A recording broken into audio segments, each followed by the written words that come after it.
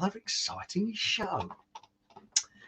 Got quite an interesting one tonight, and I'm actually been looking into the difference between news and a PSYOPS, and I believe that question is one of the most important, I wouldn't say questions, but I think it's very important to actually train children to spot the difference. For the future of humanity, I think we've all got to learn to spot the difference. And it's relatively easy to spot the difference between real news and a PSYOPS. Now you're probably thinking, what is a PSYOPS? Well, if you break the two words up, PSY and then OPS, it means psychological operations. Okay, now first of all, we've got the dirty jokes, and by the way, with this program I'm hoping to do follow-up programs as well. Now I haven't told you before we start, keep this to yourself, I started joining a dating agency, you see, and I phoned up a mate of mine, Ken. I said, can you recommend one? And he recommended this one. Here it is, see, and I sent off for their catalogue. There we are. I got it wrong way round. Here we are. I'll hold it back here. See? And he said, it's a real good one, this one. Screwfix. Looked in there, nothing about dating, plenty of DIY tools, but apparently there's one specifically for ladies as well. It's called Tool Station. Anyway, got a real cracker coming up later, a real juicy one, and it's an old-fashioned joke, but it's a good one, it is. So anyway, on with tonight's program, PSYOPS and news. And I question whether we've ever had actual news, because what is news? News really nowadays, and I say nowadays, I think it's really always been like this, it's what a minority of people want you to believe. Not necessarily the truth, but what a minority, think. And I've really been looking into this quite deeply, and I am boring that way, and I did. Got all my notes here, you see, I got all written down. But really, I think it's very important that we can tell the difference between actual news and a PSYOPS. And I think that one thing is if you notice what I call wolf pack behavior. Now, wolf pack behavior is people acting as like a team or a wolf pack. They're not thinking for themselves, but reacting to what they have been told. Because you see, the difference between news makes you make up your own mind. You're given different approaches to a story, and you're like a detective. You look at the different stories and you make up your own mind and come to your own conclusion. With a PSYOPS, you're given what to think, and within that given what to think, you don't think. You are actually given an agenda, shall we say, and within that agenda you will have a controlled choice. So what I mean by that is, for example, you'll always find an opposition to what's put forward, but with a PSYOPS, the opposition is made to look idiotic, is made to look stupid. A perfect example of that was when the problem started in Northern Ireland in 1969.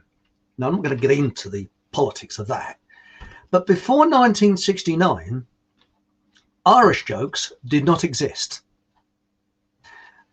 And in 1969, Irish jokes began, and they carried on until the peace agreements or whatever, shall we say, the cessation of hostilities. And then suddenly Irish jokes disappeared. I've discovered that Irish jokes were the brainchild of the Secret Services, because an enemy always has to be ridiculed. Now, I'm not saying Irish people are our enemy, no, we're not, but they wanted to pull the IRA down. Well, again, I'm not getting into that because that's shall we say, that's a hornet's nest. But look what happens in Birmingham when that bomb went off. Now, they've never found who actually did it. Innocent, I think 6 people who were innocent were accused of planting that bomb, but who knows? We still don't know who did it.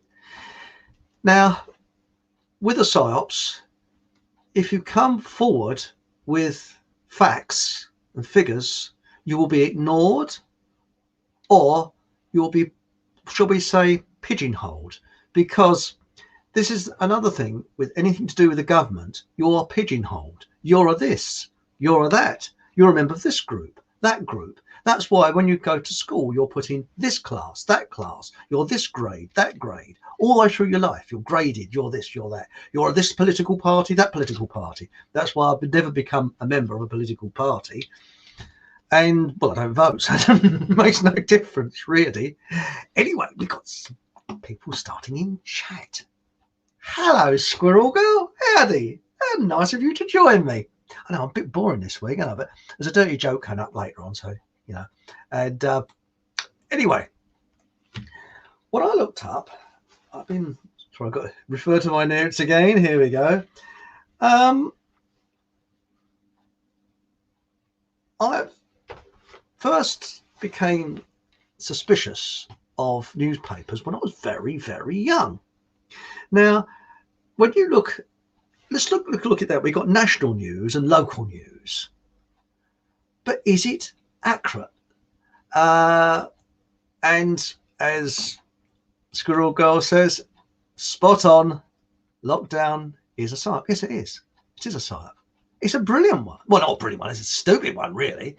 But this is why it's very important to teach children the difference between facts and a PSYOP, because, as I say, when you see people walking along with their muzzles on and things like that, that's a PSYOP. Because if this was actual news, I'll give you an example. Bill Gates was being interviewed by the BBC. Now, I haven't got television. I was listening to this on Radio 4. Now, I've got exactly the same qualifications in medicine as Bill Gates. And you know what that is? Sod all. Mind you, I'm so squeamish I can't even get an eyelash out of someone's eye.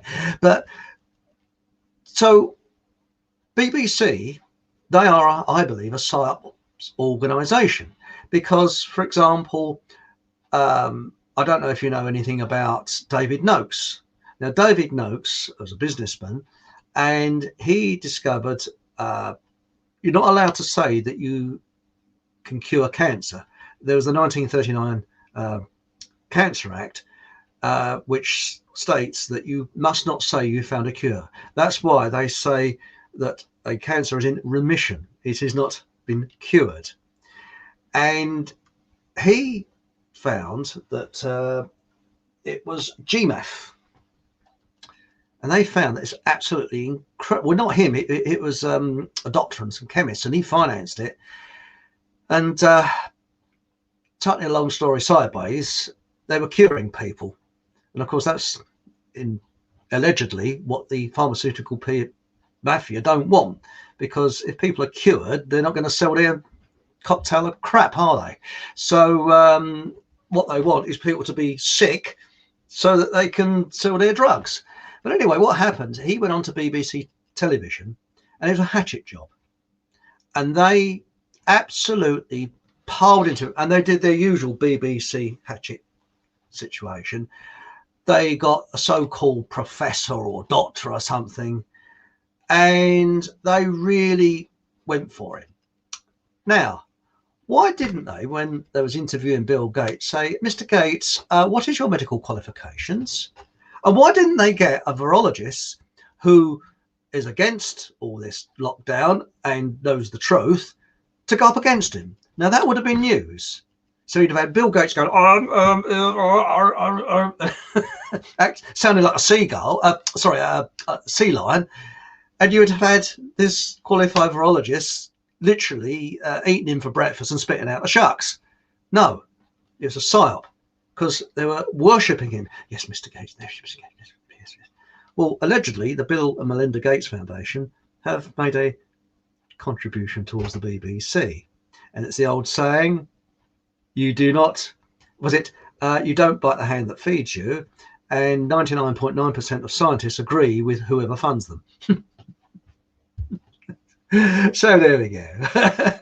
But going back to actual news, I question whether we've ever had actual news, because years ago they had the town crier, oh yay, would ringing his bell, and then you had the print press was Caxton, devised the printing press, and then you had newspapers, and the literary rate, amount of people that were illiterate went down, and people started reading newspapers.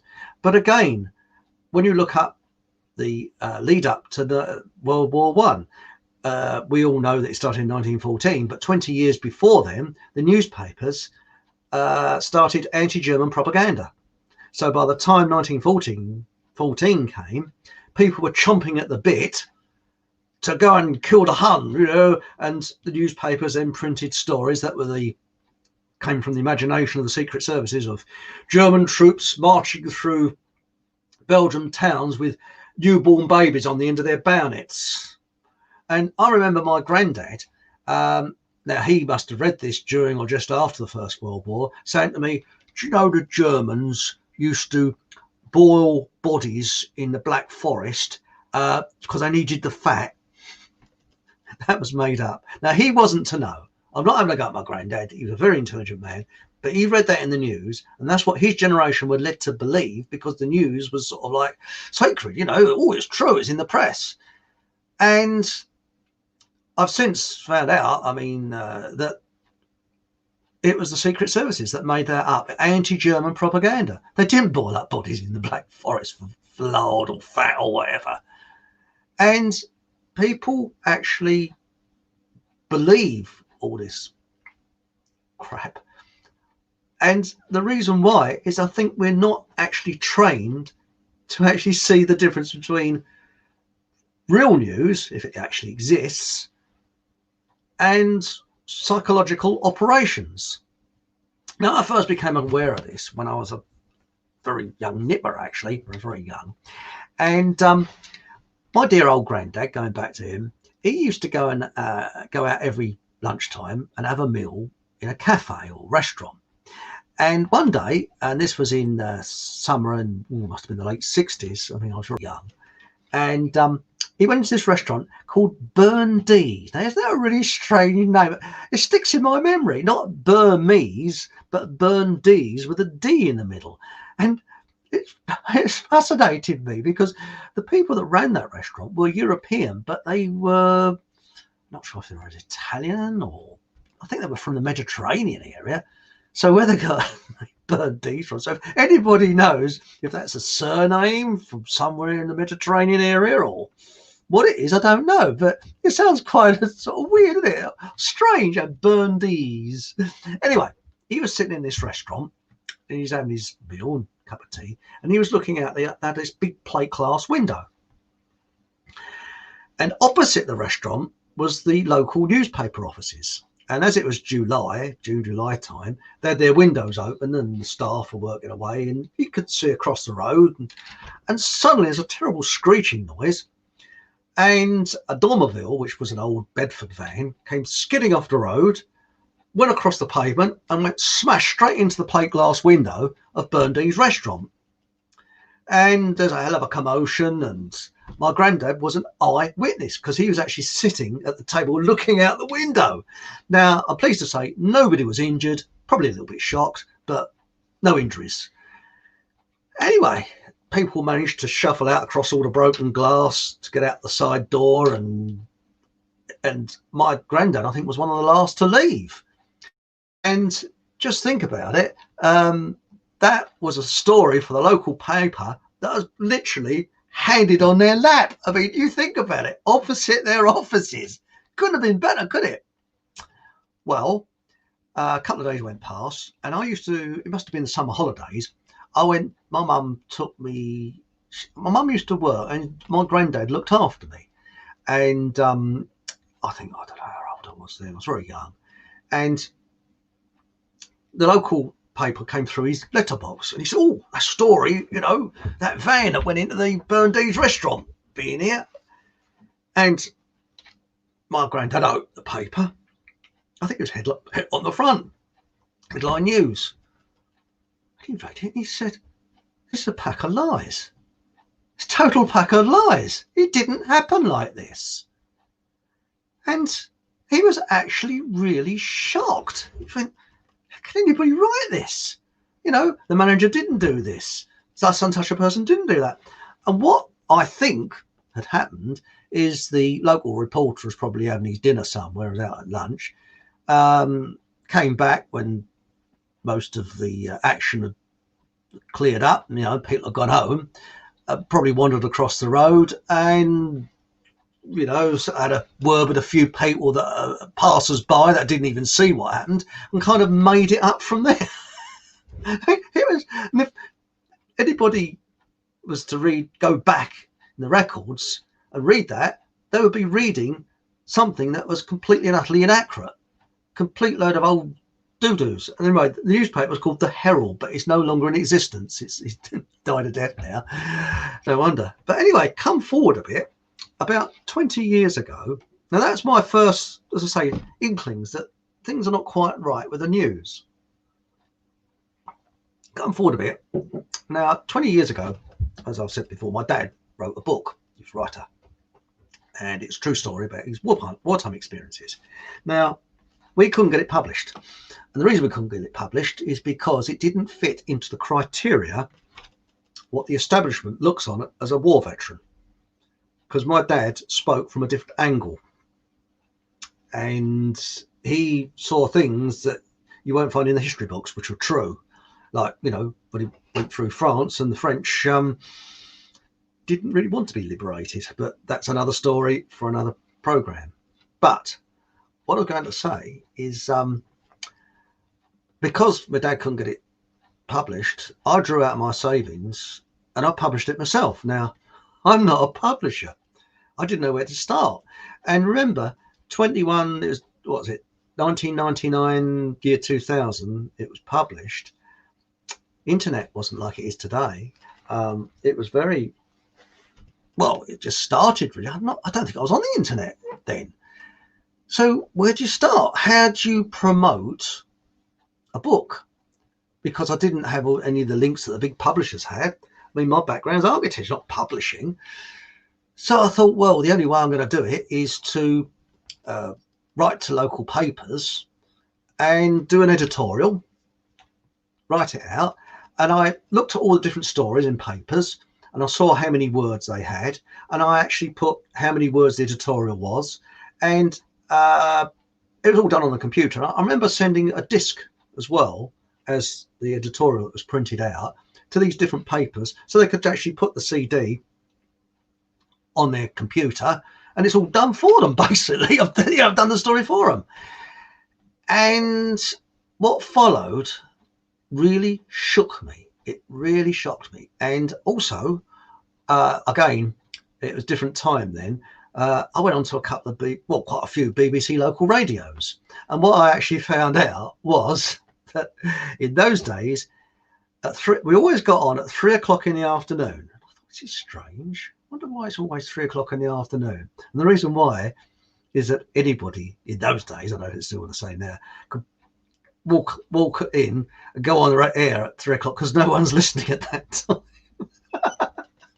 So the preacher just filled a gap, because at 3 o'clock you think mothers are going to collect their children from school, people have gone back to work, so especially local radio, and we sold very few books. I've still got a pile of them now. But what happened with local newspapers really shook me, and there was 3 in particular that I remember. Now there was a minority, I have to admit, that had really good journalists and did a really good job and did a very, very good report. And, you know, I admired them. There was one in Devon that did a good report. And, you know, there was a few that were good. But some of them are absolutely horrendous. And there was one that I'll be a little bit vague because it's still in operation now. And oh, it was horrific. But before I go on with that story, let's have a look in chat. I'll have a little glug of Adam's owl and see what we got here. We got Ralph. And we got, hello, Ralph. The True Sun was a London pro-Whig evening newspaper that was first published on the 5th of March 1832 and ceased publication in December 1837. I've learnt something there, Ralph. Blimey, you certainly know your stuff. And we got Squirrel Girl who says, defund the BBC. Yes, I 100% agree with you there. I can't stand the BBC, loathe it. And now we go on with Ralph. He said, in 1837, Murdo Young, sounds like a strange name, Murdo Young purchased the True Sun from Whittle Harvey and a co-proprietor and merged it into his newspaper, The Sun, which was published from 1792 to 1871.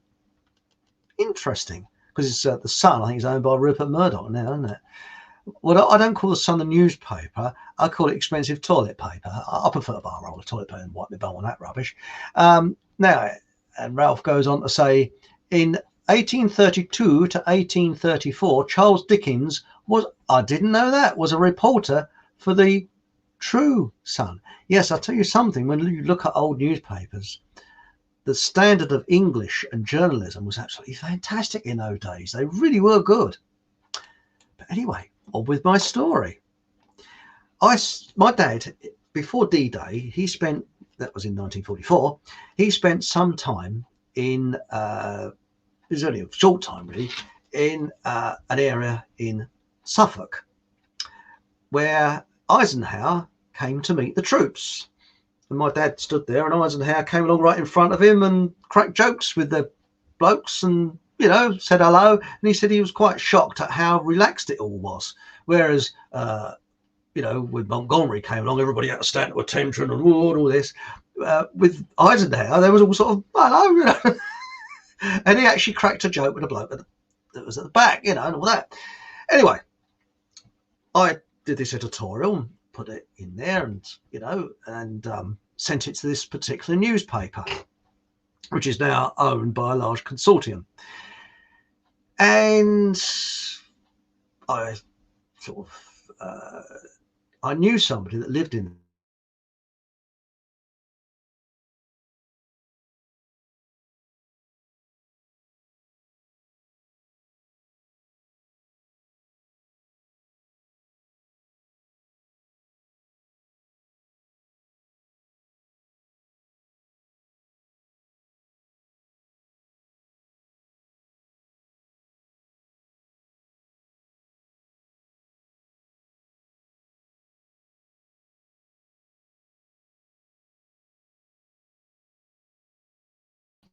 Hello, I'm back again. Sorry about that. Just sort of went dead.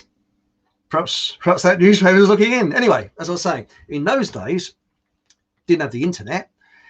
And yeah, and Squirrel Girls just said, I'm frozen. I'm all right now. It is a bit cold in here as well. Anyway, what happened is this friend of mine, she sent me this. She said, she phoned me up. She said, Chris, have you seen what they printed about your dad? I said, hey, have you seen what you printed? So I got in my car and drove up to Suffolk and bought a copy of the newspaper. And when I got home, I was absolutely shocked. What they'd done, they said that my father was up in this particular area of Suffolk. Okay. Now, remember, 1944, World War II. And then they said that he was a radio operator. Where they got that from, I do not know. He wasn't a radio operator. It had nothing to do with radio operations. And then they said, before he joined his pals in the American Army, my father was in the British Army, to go to Vietnam and fight the Viet Cong. I kid you not. I thought, what? I mean, the Vietnam War was 20 years later. It was in the 60s, the Vietnam War. I couldn't believe it. And there's a picture of me dad there. So I phoned the paper up. And of course, you can't get through to the editor and you can't get through to the journalist that's supposed to have printed this. And it was always, I'm afraid that the editor is in a meeting. That's all you got. And with the journalist, I'm afraid he's out on doing a report.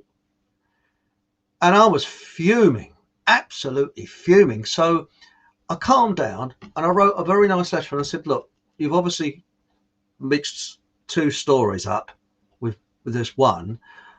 Could I have an apology, please, in your next newspaper, your next edition? Because this is very embarrassing, because my father wasn't in the Vietnam War. He wasn't in the American Army. He wasn't a radio operator. And your readers will instantly note that the Vietnam War wasn't until the 1960s, and this was in 1944. So anyway, I put a stamped addressed envelope in there. Never got a response, never got a reply. And according to my friend, she said, newspaper next week didn't carry an apology. But then what followed was letters that the newspaper sent on to us. People were saying, this is a load of fiction. He couldn't have been there. Well, of course they're getting irate, because they read a load of crap that this reporter had put in. And my father was an absolute stickler for accuracy. Now, there was another newspaper I wrote to about an incident that happened where my dad saw a Sunderland flying boat being attacked by some enemy fighters whilst he was in Malta. And I had all the pictures and everything like that. Now, a flying boat is what it says it is. It is a flying boat. The hull actually goes on the sea. A seaplane has like floats at the bottom of it. Different type of flying craft. And I did an editorial as usual, and I sent this in and I said my father saw a Sunderland flying boat, bloody bloody bloody blah. And what did we get when it comes back?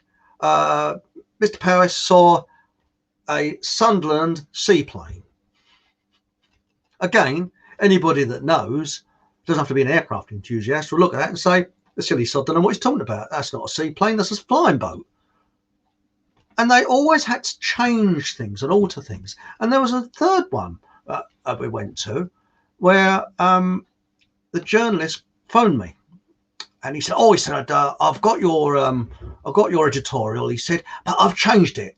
And he said, I put your dad couldn't wait to get into the forces and have a go at the Jerry. And I said, well. I said, I'm sorry, that's not my father. I said, you are reporting on what the image people want you to believe about war veterans. But my father has never worn his medals. He's never belonged to any regimental associations. He was a conscript. Can't be a veteran then, can he? Down went the phone. And it was never published. And that's what you get. Because remember, World War II was a PSYOP. Because people were led to believe things. And after World War II, that PSYOP carried on, because the British Legion, I believe allegedly, the Royal British Legion was, and still is, a mouthpiece for the government. And it actually projects an image of veterans that best suits the government, to make it look as if they're really taken care of by charity, and and it's, excuse my language, bullshit. And my father knew it was bullshit, and many of his colleagues knew it was bullshit, and a lot of the World War I veterans knew it was a bullshit. But that's my personal view. But that's what you get. And it was that bloke on the South Bank show that on Spitting Image, they always go, I can never remember his name, but I can't stand him. And he wrote a book about post-war Britain, and you got all the information from local newspapers. Bragg, that's his name, Bragg. And yeah, Bragg by name, Bragg by age, yeah. And really, if you look through local newspapers, you're not going to, unless they're very good journalists, which there are very few, you're going to get something that's made up. You're going to get something that's fabricated. And look at that, you know, what happened with my granddad. He saw what happened, but a journalist printed a load of old crap. Anyway, let's go into chat again, have a quick look. Yeah, I was frozen. Something went wrong with my internet. Sorry about that, Squirrel Girl. Anyway, you kidding me? No internet then? What did they do with themselves? Well, I don't know. Perhaps they joined organisations like Screwfix.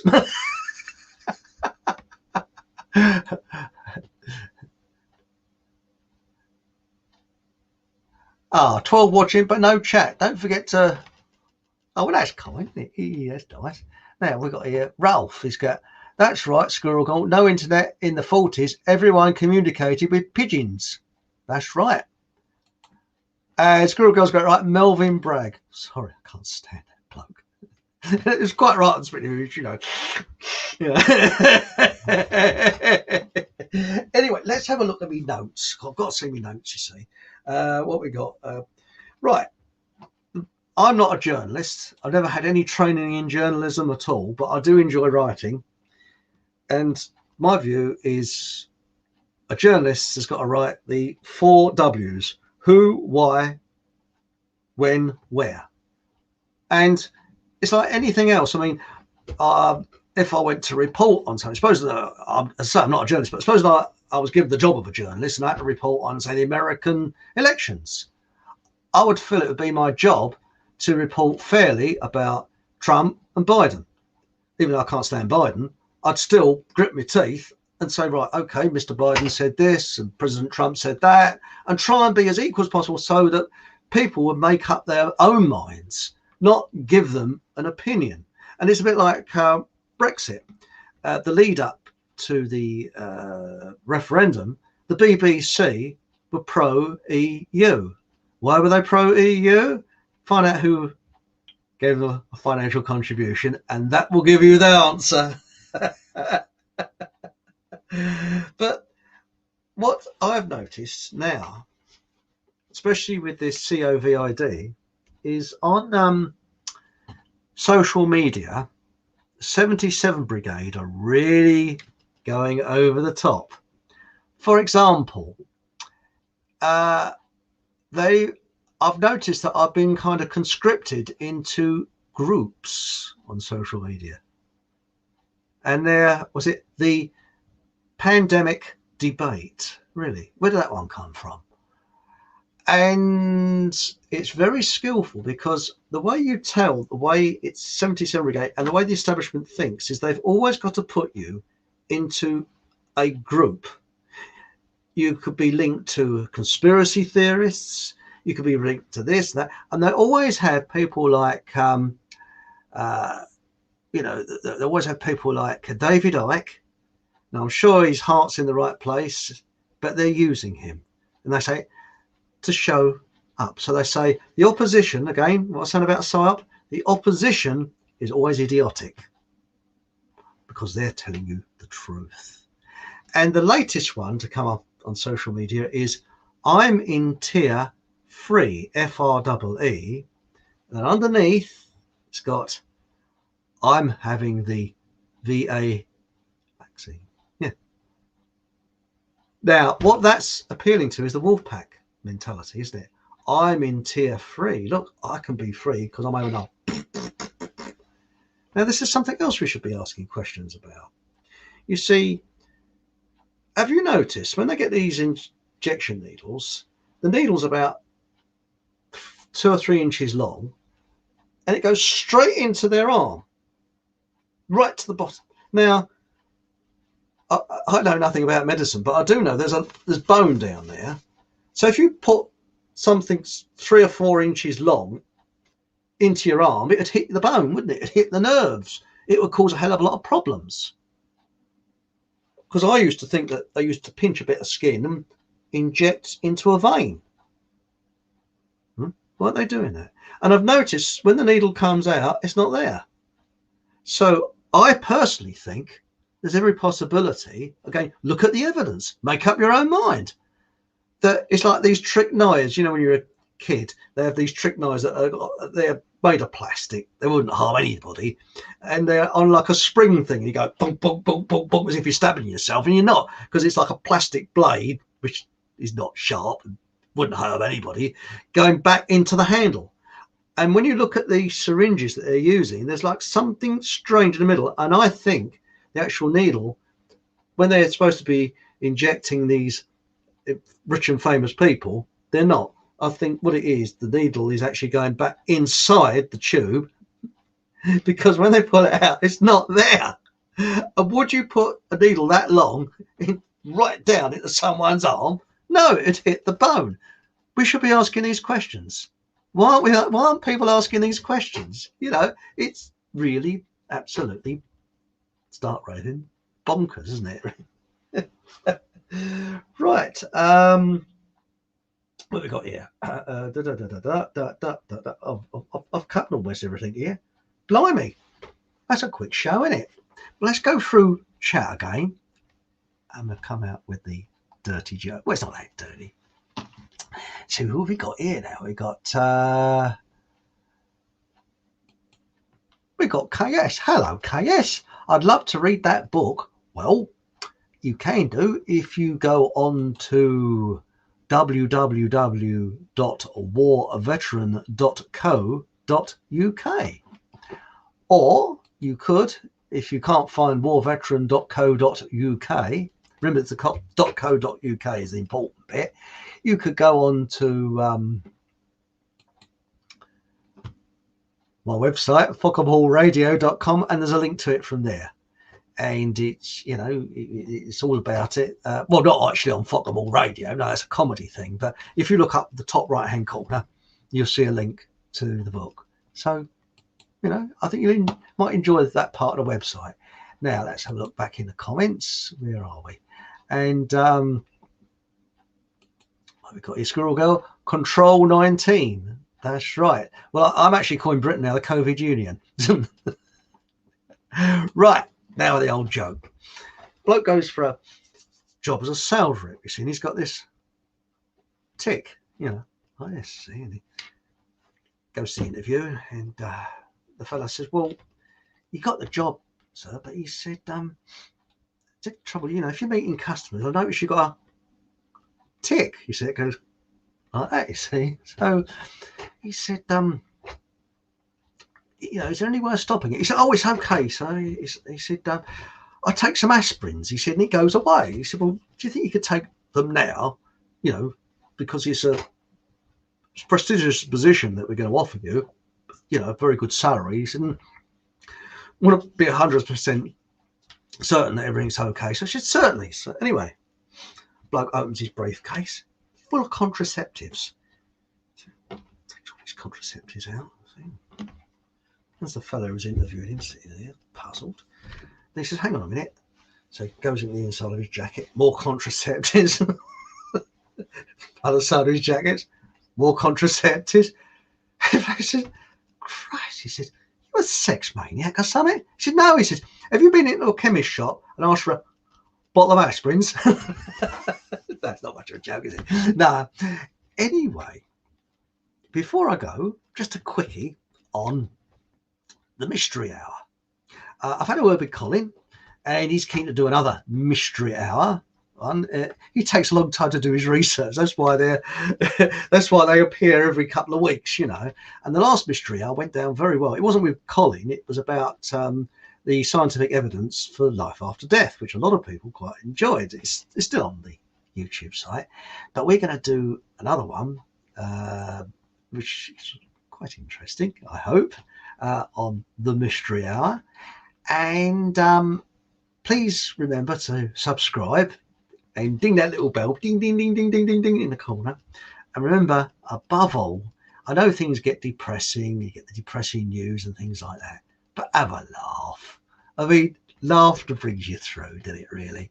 And we've all got to have a good laugh. I mean, I believe that as I'm talking now, I think Boris is doing his amateur dramatics. Television. And I hope he does his sort of concerned act. I think he's quite good at concern, isn't he? He does the sort of, I mean, it's all an act, it's all an illusion, isn't it? So anyway, please join me next Monday, same time, 8 o'clock UK time. Remember to subscribe, please share, tell others, and above all, have a laugh. Thank you very much, everybody, for joining me. Good night. I look forward to seeing you next week.